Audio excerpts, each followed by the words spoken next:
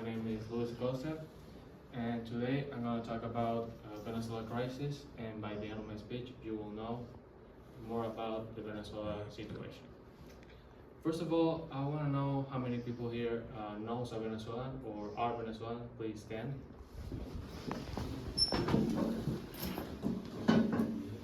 That's a lot of people, right?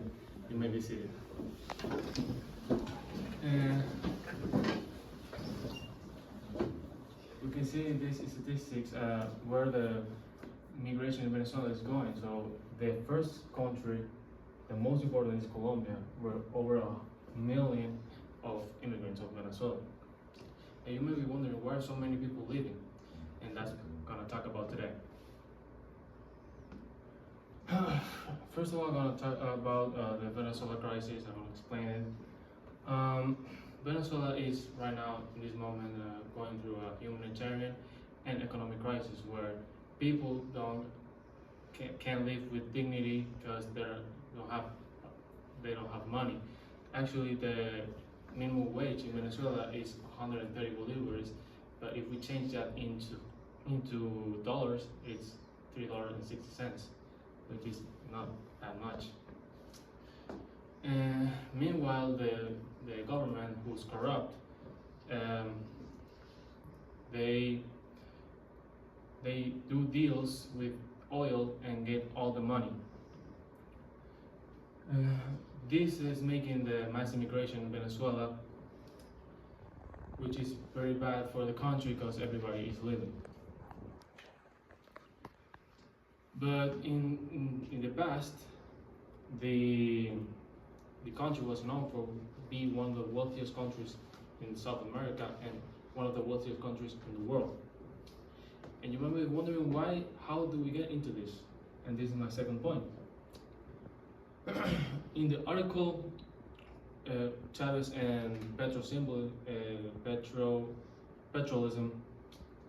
they explain that all this started with Hugo Chavez when he was elected by president in 1999. He made deals of oil with communist countries like China, Russia, and the most important ally, Cuba. And these deals were worth billions of dollars, and he kept it all by himself.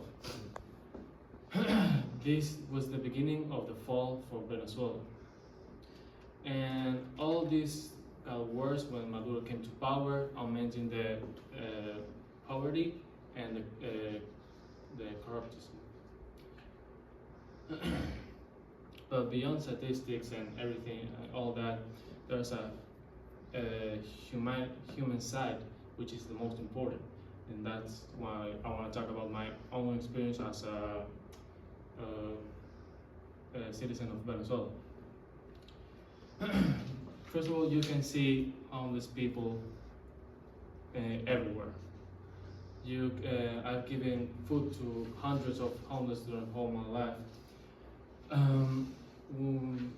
One of the worst situations I've ever been was when we got 5 days with no electricity, which we had to be resourceful to cook, to entertain ourselves, and to sleep because there was a lot of heat and a lot of mosquitoes. And also in Venezuela, it's dangerous everywhere. My mom was kidnapped. They took her truck, they took her phone, and they took everything from her, and they released her with nothing. And that's sadly is normal in Venezuela. In summary, the Venezuela crisis has made a lot of people